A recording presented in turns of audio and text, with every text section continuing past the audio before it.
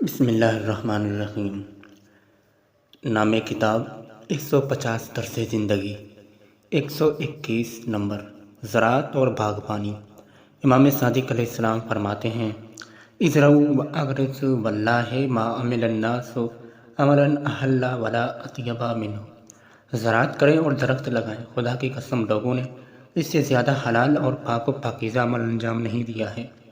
مختصر وضاحت: انسانوں کی زندگی پیداواری کرنے والے کام خصوصاً زراعت کی پیداوار پر استوار ہے۔ انواع و اقسام کی تجارتی حتیٰ کہ بہت سی صنعتیں بغیر زراعت کے کوئی مفہوم نہیں رکھتی، کیونکہ وہ اپنا خام مال کسانوں سے حاصل کرتے ہیں۔ اس کے علاوہ جس قدر دوسری چیزوں میں مکر و فریب ممکن ہے وہ زراعت میں ممکن نہیں ہے، کیونکہ اس کی بنیاد فطری عوامل و اسباب پر ہے اور اس کی پیداوار صرف اور صرف کسانوں کی سچی محنت و مشقت کا نتیجہ ہوتی ہے۔ اسی وجہ سے مذکورہ بالا حدیث میں زراعت اور باغبانی کو پاک ترین اور حلال ترین امور میں شمار کیا گیا ہے۔ یہ موضوع اس قدر اہم ہے کہ بعض احادیث میں ایک درخت اگانے تک کو اہم ترین نیکیوں میں شمار کیا گیا ہے۔ نمبر 122 عمر کے طولانی یا مختصر ہونے کا سبب۔ امیر المومنین علی علیہ السلام فرماتے ہیں موت الانسان بالذنوب اکثر من موتہ بالعجل وحیاتہ بالبر اکثر من حیاتہ بالعمر۔ گناہوں کے ذریعے مرنے والے انسانوں کی تعداد فطری اور طبیعی موت مرنے والوں سے زیادہ ہے، اور نیکی کے ذریعے زندہ رہنے والوں کی تعداد فطری اور طبیعی عمر بسر کرنے والوں سے زیادہ ہے۔ مختصر وضاحت: بغیر شک و شبہ کے بہت سے گناہ اور برے صفات براہ راست عمر کو کم کرتے ہیں، جیسے شراب خوری، جوا بازی، بخل، حسد، کینہ پروری وغیرہ، اور بہت سے افراد بھی بالواسطہ سماج کی حالت میں صحیح زمینہ فراہم نہ ہونے، عمومی امن و امان کو سلب کرنے اور جنگوں کے رونما ہونے جیسے رباخواری اور ظلم و ستم میں مؤثر ہیں۔ دوسری طرف سے نیک کام انجام دینا اس عمیق اثر کی وجہ سے ہوتا ہے جو اس کی روح اور ضمیر میں سکون پایا جاتا ہے، وہ اس کی طولانی عمر کا سرچشمہ ہو سکتا ہے۔ اس بنا پر گناہ کا ایک آشکار اثر اس کے معنوی نقصان و نتائج کے علاوہ انسان کی عمر کم کرنا ہے، جس طرح کی نیک کام انجام دینا معنوی نتائج کے علاوہ انسان کی طول عمر میں بالکل مؤثر ہے۔ نمبر 123 شیطان کے ساتھ تعاون۔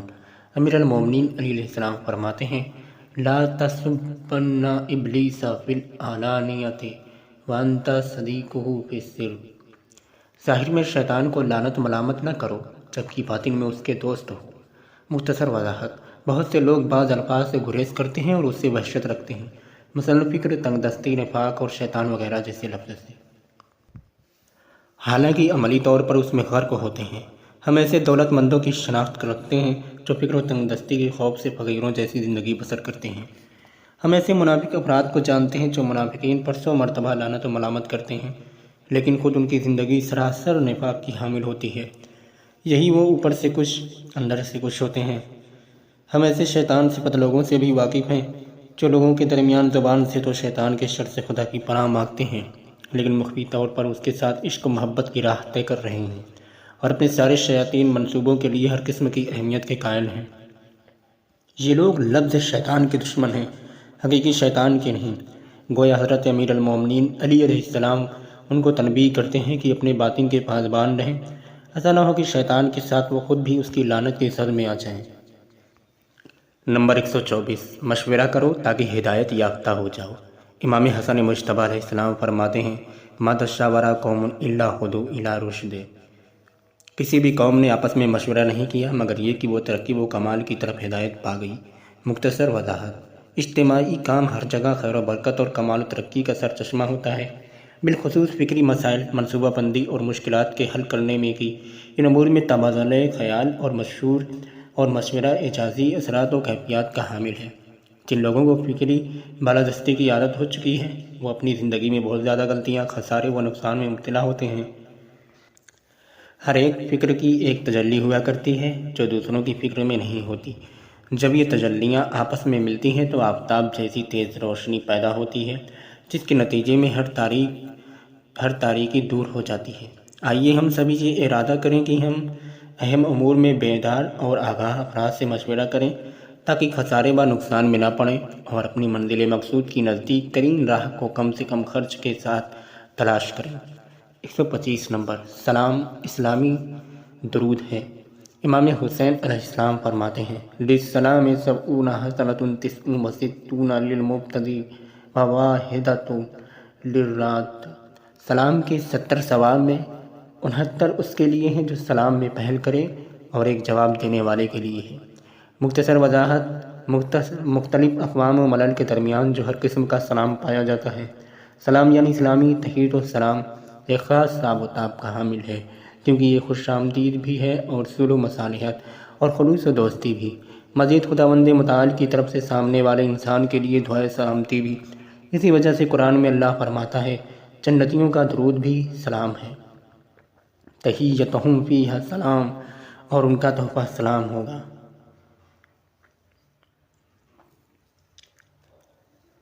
فرشتگان رحمت بھی سلام کے ساتھ نیک اور پاک و پاکیزہ افراد کے استقبال کے لیے جلدی کرتے ہیں۔ سلام علیکم بما صبرتم فنعم عقبی الدار، تم پر سلامتی ہو کہ تم نے صبر کیا اور اب آخرت کا گھر تمہاری بہترین منزل ہے۔ لیکن ہائے افسوس مسلمانوں کا ایک گروہ اس گمان میں کہ سلام نہ کرنا شخصیت کی دلیل اور سلام کرنا ادنا ہونے کی دلیل ہے، اس اسلامی سنت کے انجام دینے سے باز رہتا ہے اور اسے ایک عظیم فضیلت سے جو مذکورہ بالا حدیث میں ہے خود کو محروم کرتا ہے۔ یہ بات فراموش نہ کرے کہ سلام کی 70 نیکیوں میں سے 69 کا حقدار سلام کرنے والا ہے اور ایک نیکی کا حقدار جواب دینے والا ہے۔ 126 نمبر دعوے سے عمل تک۔ امام سجاد علیہ السلام فرماتے ہیں الا وان ابغض الناس الی اللہ من یقتدی بسنت امام ولا یقتدی باعمالہ۔ آگاہ ہو جاؤ کہ خدا کی بارگاہ میں سب سے زیادہ قابل نفرت وہ شخص ہے جس نے امام کی امامت کو قبول کیا ہے لیکن اپنے اعمال سے ان کی پیروی نہیں کرتا۔ مختصر وضاحت، انسان کے سب سے بڑے عیوب میں سے ایک عیب کہ اس کے اعتقاد اور عمل میں فرق ہے۔ ایک چیز میں ایک عقیدے کا دم بھرتا ہے لیکن اس کے عمل میں اس کے اس اعتقاد کا کوئی اثر مشاہدہ میں نہیں آتا۔ پیغمبر اسلام صلی اللہ علیہ وآلہ وسلم کو پیغمبر اعظم اور امیر المومنین علی علیہ السلام کو بلند ترین مولا و رہبر جانتا ہے، لیکن ان سے اعمال کے اعتبار سے ذرہ برابر شباہت بھی نہیں رکھتا۔ خلاصہ یہ کہ اس کا عقیدہ ایک راستے میں ہے اور اس کے اعمال دوسری راہ میں۔ ایسا ہی شخص امام سجاد علیہ السلام کے بقول خدا کے نزدیک سب سے زیادہ قابل نفرت شخص ہے۔ 127 نمبر خدائی عذاب۔ امام باقر علیہ السلام فرماتے ہیں ان للہ عقوبات فی القلوب والابدان، ظنن کو فی المعیشت ووہن فی العبادت وما ضرب عبد بعقوبۃ اعظم من فسوۃ القلب۔ اللہ تعالیٰ کا عذاب، گناہوں اور نافرمانیوں کی سزا انسان کی روح و جسم میں ظاہر ہوتا ہے۔ معاشیت کی تنگی، عبادت میں سستی، لیکن اللہ نے کسی بندے کو قساوت قلب اور تنگ دلی سے زیادہ شدید عذاب نہیں دیا ہے۔ مختصر وضاحت، عذاب الہی حقیقت میں انسان کے اعمال کا رد عمل اور گناہوں کا نتیجہ ہے۔ کبھی یہ برے نتائج مادی زندگی کی بدنظمی میں اور کبھی خدا کی عبادت اور اس سے راز و نیاز کی کیفیت و سرور سے محرومیت کی شکل میں ظاہر ہوتے ہیں۔ لیکن سب سے زیادہ برا اور خطرناک ترین وہ ہے کہ انسان کے جرائم اور برے اعمال کی سزا قساوت قلب اور سنگ دلی کی صورت میں نمایاں ہو اور خداوند متعال انسان کے قلب کو انسانیت کی محبتوں اور ہر قسم کی دوستی سے خالی کرے کہ یہ خود بہت سے دوسرے گناہوں اور جرائم کا سرچشمہ ہے۔ ہاں، بدترین عذاب الہی سنگ دلی اور سختی ہے۔ 128 نمبر ایک فراموش شدہ حقیقت۔ امام صادق علیہ السلام فرماتے ہیں لم یخلق اللہ یقینا لا شک فیہ اشبہ بشک لا یقین فیہ من الموت۔ خداوند متعال نے ایسا یقین جس میں کسی قسم کا شک اور شبہ نہ ہو پیدا نہیں کیا، جیسا موت کے بارے میں شک ہے جس میں یقین نہیں ہوتا۔ مختصر وضاحت، کتنا عجیب جملہ ہے اور انسان کی زندگی کے خاتمے اور اس کی موت کی بے خبری کے متعلق کیا بولتی ہوئی تصویر ہے۔ انسان ہر چیز میں شک کرے اس امر میں کہ یہ زندگی بہرحال ختم ہونے والی ہے اور وہ اپنے اختتامی نقطے تک پہنچے، شک و شبہ نہیں کرے گا۔ یہاں تک کہ وہ افراد جو کسی بھی مذہب و مسلک اور مکتب فکر کے پابند نہیں ہیں اور وہ لوگ جو تمام مذہبی عقائد کا انکار کرتے ہیں وہ بھی موت کا انکار نہیں کرتے، لیکن انسان اس موضوع سے خود کو ایسا بہرا اور بے خبری کا شکار بنا لیتا ہے گویا نہ کوئی موت درکار ہے اور نہ ہی زندگی کے لیے کوئی خاتمہ ہے۔ اسی وجہ سے خود کو اس کے استقبال کے لیے ایمان و عمل صالح اور پاکیزگی و تقویٰ کے ساتھ آمادہ نہیں کرتا۔ لیکن آئیے ہم جن حالات اور جن سنو سال میں ہو ایسے ہو جائیں کہ جب بھی ہماری زندگی کے لمحات ختم ہو تو شرمسار نہ ہو۔ علم کا پودا کہاں ہوتا ہے؟ 129 نمبر۔ امام موسیٰ کاظم علیہ السلام فرماتے ہیں ان الزرع ينبت في السهل ولا ينبت في الصفا فكذلك الحکمت تأمر في قلب المتواضع ولا تأمر في قلب المتکبر الجبار۔ زراعت نرم زمینوں میں ہوا کرتی ہے نہ کہ سخت پتھروں پر، اس طرح علم و حکمت صرف متواضع قلوب کی حامل افراد میں آباد ہوتی ہے، پھولتی پھلتی ہے، نہ کہ متکبرین و جباروں کے دلوں میں۔ مختصر وضاحت: علم و دانش کے حصول کی راہ میں پہلا قدم تواضع و فروتنی ہے۔ حق کے آگے فروتنی، استاد کے سامنے تواضع، اس شخص کے سامنے فروتنی سے پیش آنا جو اس سے زیادہ جانتا ہے اور وہ اسے کچھ سکھا سکتا ہے۔ اسی وجہ سے جہل اور متکبر عام طور سے ایک دوسرے کے ہمراہ ہوا کرتے ہیں۔ متکبرین اپنی جہالت کا اعتراف نہیں کرتے، حتیٰ کہ اگر کچھ ایسا ہو جو ان کے غرور و تکبر کے ساتھ سازگار نہ ہو تو نہ صرف یہ کہ اس کا انکار کرتے ہیں بلکہ اس سے مقابلہ و پیکار کرنے کے لیے اٹھ کھڑے ہوتے ہیں۔ حق بات کو اپنے جیسے یا اپنے سے کمتر افراد سے قبول نہیں کرتے، لہذا ہمیشہ کے لیے جہل مرکب میں پڑے رہتے ہیں۔ امام کے سنگین فرائض 130 نمبر۔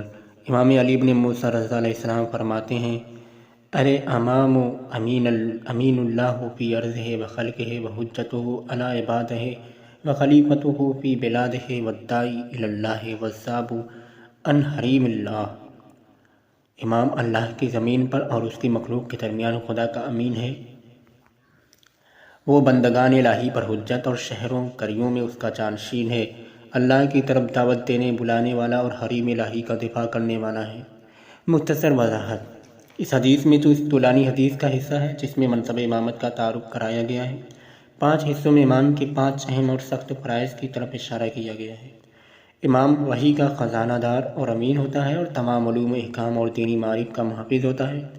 امام آئین الہی کی زندہ دلیل اور واضح گواہ ہوتا ہے۔ امام خدا کی جانب سے لوگوں کا سرپرست اور ذمہ دار ہوتا ہے۔ امام امر بالمعروف اور نہی عن المنکر کرنے والا نیز دین کا عظیم ترین مبلغ ہوتا ہے۔ امام دشمنوں کے حملے کے مقابل میں آئین الہی کی عزت و حرمت کا دفاع کرتا ہے۔ یقیناً ایسے شخص کو وسیع علم اور مقام عصمت پر فائز ہونا چاہیے اور اس کا خدا کے علاوہ کوئی تعین نہیں کر سکتا۔ نمبر